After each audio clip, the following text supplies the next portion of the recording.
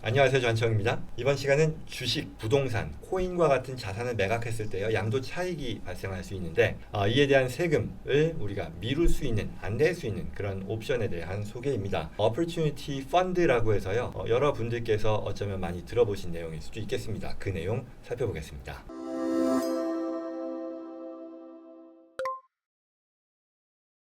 배경은요, Qualified Opportunity Zone이라는 걸 따져볼 수 있을 텐데요. 정부의 경제 정책이라는 것이 재정 정책, 금융 정책이라고 하잖아요. 최근에 인플레이션이 굉장히 높다라고 해서 인플레이션 리스크를 우리가 막기 위해서 정부가 금리를 높인다라는 이런 것도 그 중에 하나일 것이고요.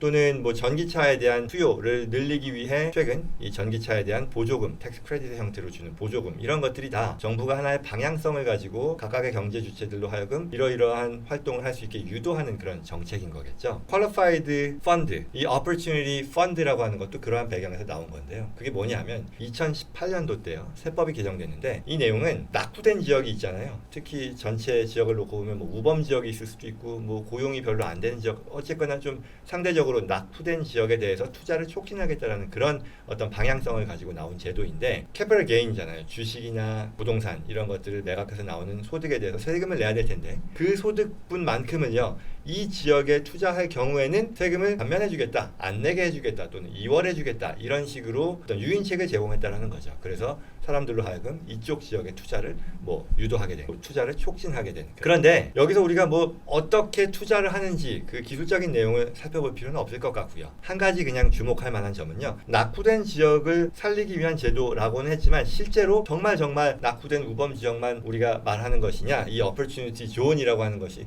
그렇지는 않더라라는 겁니다. 예컨대 브루클린, 버스턴의 미들 클래스들이 거주하는 그런 지역이라든가, 아니면 센트럴 LA와 같은 우리가 여기가 어떻게 낙후된 지역이지? 라고 싶은 그런 지역들도 포함이 되어 있더라라는 말씀 드립니다.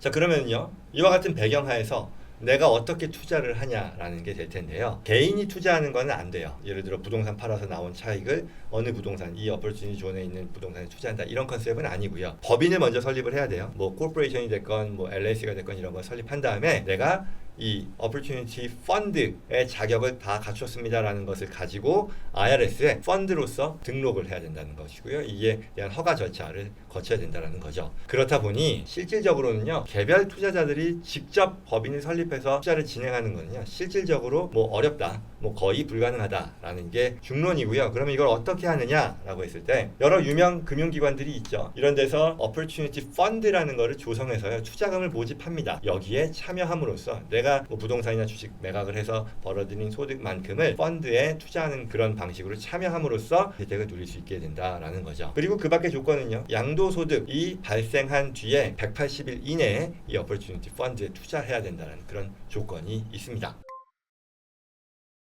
자, 그래서 이제 케이스를 가지고 따져보죠. 항상 얘기하는 홍길동 씨입니다. 이 홍길동 씨가요, 예를 들어 2022년도에 테슬라 주식을 가지고 있다가 1.1 밀리언에 매각을 했다고 칠게요. 이분이 예전에 10만 불 주고 산 테슬라 주식이었다고 치죠. 그러면 굉장히 성과가 좋은 거잖아요. 밀리언이 결국은 양도소득이 될 텐데 세금 안 내고요, 이걸 재투자할 수 있다는 그런 얘기인데, 매각한 다음에 180일 이내에 이 1 밀리언을 Opportunity Fund에 투자함으로써 당장 세금을 안 내도 되는 그런 혜택이 있다는 거죠. 그러면 이제 궁금한 게 있겠죠. 당연히 이어지는 것은 어떤 세금 혜택이 있느냐가 질문일 텐데요. 크게 봐서 세 가지입니다. 하나하나 살펴볼게요. 스텝 업 앤 베이시스, 그 다음에 2026년까지 세금을 유예한다는 것, 그리고 그 뒤에 캐피털 게인에 대해서 온전히 다 세금이 면제된다는 내용인데요. 먼저 스텝 업 인 베이시스가 뭔지를 보면요, 내가 투자한 금액의 10% 또는 투자 시점과 그 조건을 만족시키느냐에 따라 15%까지 비과세 된다는 그런 내용입니다. 예를 들어서 방금 홍길동 씨가 1 밀리언만큼의 양도소득을 그대로 이 Opportunity Fund에 투자했잖아요. 그러면 1 밀리언 투자금 중에 10만 불 또는 15만 불까지 비과세가 가능하다는 겁니다. 무슨 조건이 있냐면 2026년까지 이거를 계속 유지한다는 조건인데요. 그보다 더 중요한 건 뭐냐, 이거는요, 이 2021년도까지 투자한 그런 분들에게만 주어지는 혜택이고요. 지금 2022년도에 Opportunity Fund에 투자하는 분들은 누릴 수 없는 혜택입니다.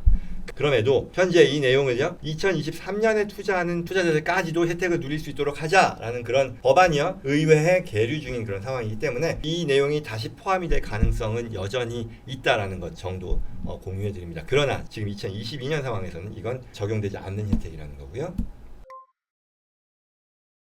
두 번째는요, tax defer, 그러니까 세금을 유예하고 이월한다라는 얘기죠. 2026년까지 안 낸다는 거예요. 그래서 양도소득세가 비과세된다는 뜻이고, 홍길동 씨의 사례로 다시 돌아가면 테슬라 주식 매각했을 때요 차익이 1밀리언 다시 투자했다는 건데, 이 1밀리언이라고 하는 양도소득에 대한 과세를 2026년까지 미룬다라는 것이고요. 2026년이 지나고 나면 27년도 때 이 금액에 대해서 과세된다. 결국은 내가 지금 당장 내야 되는 세금에 대해서 2026년까지 미룬다는 거니까 2027년이 되겠죠. 실질적으로는 그만큼의 시간을 내가 벌고 그 금액만큼을 텍스 프리로 이자 없이 빌리는 것과 같은 그런 혜택이 될 수 있겠죠.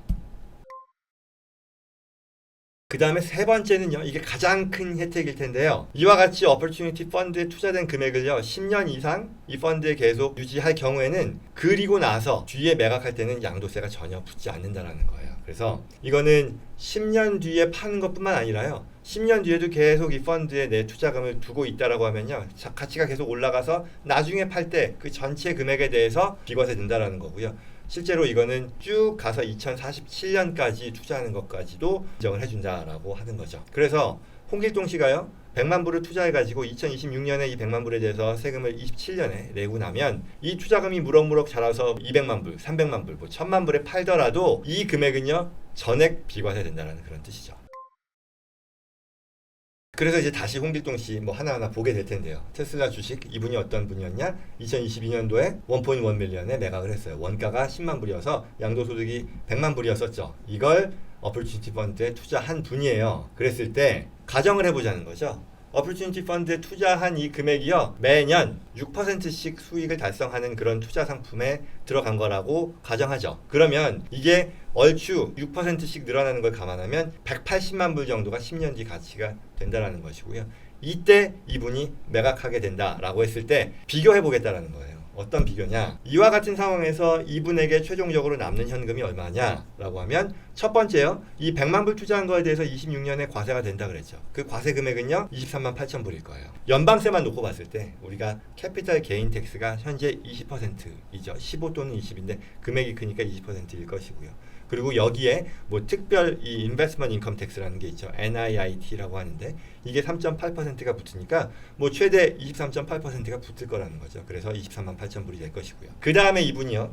10년 뒤에 이걸 매각한다라고 하면요. 아까 말씀드렸잖아요. 전체 매각 금액 10년 이상 보유한 것에 대해 이후에 매각하게 되면 전체 비과세가 된다. 그래서 이분의 10년 뒤에 net cash value를 굳이 따지자면 아마도 1.56가 될 것이다 라고 예상할 수 있을 겁니다. 자, 그러면요 이분이 아무것도 안 했을 때 바꿔 말하면 어퍼튜니티 존에 투자한 게 아니라 내가 당시에 매각한 그 투자금 테슬라 매각 대금을 세금 내고 똑같은 방식으로 재투자했을 때 어떻게 되느냐를 비교한다는 거예요. 그랬을 때 10년간 동일한 6%의 수익률을 거둔다라고 보는 거죠. 그러면 처음에 22년도에 매각하고 나서 거기서 나오는 밀리언에 대해서 뭐 23.8% 냈겠죠. 그럼 뭐 남는 금액이 뭐 70몇만 불 될 텐데 이걸 재투자해서 나중에 10년 뒤에 어떻게 되는지를 보니 1.2 밀리언이라는 거죠. 그래서 아까 봤던 이 1.56와 1.2니까 한 36만 불의 차이가 난다. 10년을 놓고 보면 고 볼 수 있을 것이고요. 그리고 여기서 더 나아가서요. 지금의 이 계산은요. 비교하기를 연방세 관점에서만 비교를 했다는 거죠. 사실 주의 경우도요. 뒤이어 더 말씀을 드리겠습니다만 양도소득세를 부과하잖아요. 물론 주소득세가 없는 주들도 있지만 그런 주를 제외하면 양도소득세가 나오는데 여기서도 이 어퍼튜니티 존에 대한 투자로 인해 나올 수 있는 혜택도 있을 테니 그걸 감안하면 훨씬 더 이 차이가 커질 거다라는 걸 예상할 수 있겠고요. 그리고 앞서 말씀드렸던 것처럼 이 사례는요. 현재 22년도 투자자를 기준으로 했기 때문에 스텝업인 베이시스로 인한 혜택 아까 10% 또는 15%를 우리가 양도세에서 뺄 수 있다는 그 혜택도 고려 안 한 거니까 이게 다시 살아나면 혜택이 더 커질 수 있다는 그런 내용을 생각할 수 있을 겁니다. 그리고 말씀드린 것처럼 그럼 여러 스테이트들이 있는데 이 어퍼튜니티 펀드의 혜택, 방금 설명드렸던 이런 혜택을 인정하는지와 관련해서 궁금하실 텐데요. 5개 주가 현재 불인정하고 있고요. 여기에는 뭐 아쉽게도 우리가 많이 살고 있는 캘리포니아와 뉴욕주가 포함이 됩니다. 그래서 뉴욕주와 캘리포니아주 또 기타 다른 주들의 경우 인정을 못 받는다라는 것은 연방에서만 이와 같은 양도세를 이 어퍼튜니티 존에 투자함으로써 펀드에 투자함으로써 유예받는 그런 혜택을 누린다는 거죠. 그에 반해 나머지 주들은요 일부 또는 전부 연방세와 마찬가지로 연방세에서 지금 주어진 혜택과 마찬가지의 혜택을 주고 있다라고 하네요.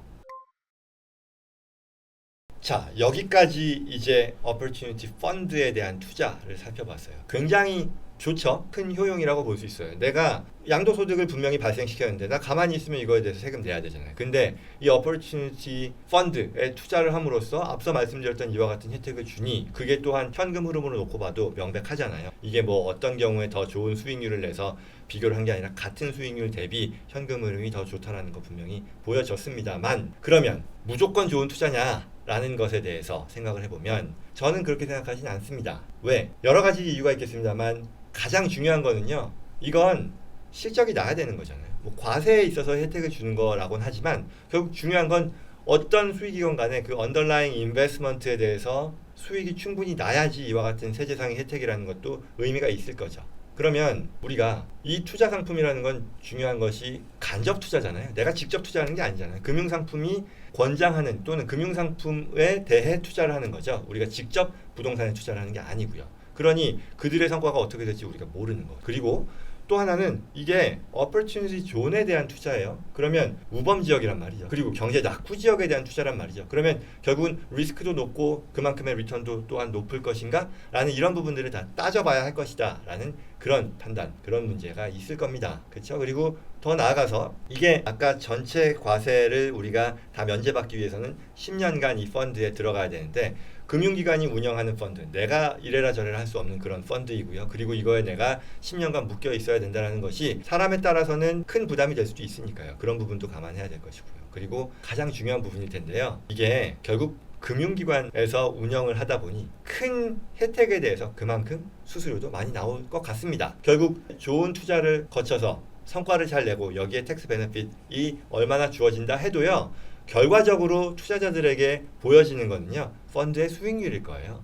그런 것들이 모두 반영된 펀드의 수익률이라는 거죠. 그러면 이게 결국 그들이 생각하는 여러 가지 그들이 하는 역할에 대해서 수수료도 아마도 적지 않게 부담을 하게 될 것이다 라는 것을 예상할 수 있겠고요. 결국 이런 것들을 전체적으로 평가해서 내가 발생시킨 이 양도소득을 이 펀드에 넣는 것이 가장 베스트인지에 대해서는 냉정하게 평가를 해볼 필요가 있을 거다라는 거죠. 제가 부정적으로 말씀드리는 게 아니라 평가하는 데 있어서 여러 고려사항이 있을 거다라는 말씀을 드리는 겁니다. 결국 저라면은 이걸 투자하는 데 있어서 두 가지일 것 같아요. 이게 정말 신뢰할 수 있는 금융기관에 내가 신뢰할 수 있는 어드바이저로부터의 제안 또는 뭐 권유, 일지 이걸 통해서 내가 이 상품에 대한 어떤 신뢰성을 간접적으로 확인할 수 있을 것이고요. 그게 아니면 정말로 이 펀드가 어떤 지역에 투자를 해서 얼마만큼의 실적을 보일지에 대한 것들을 하나하나 따져보는 그런 노력이 필요하겠죠.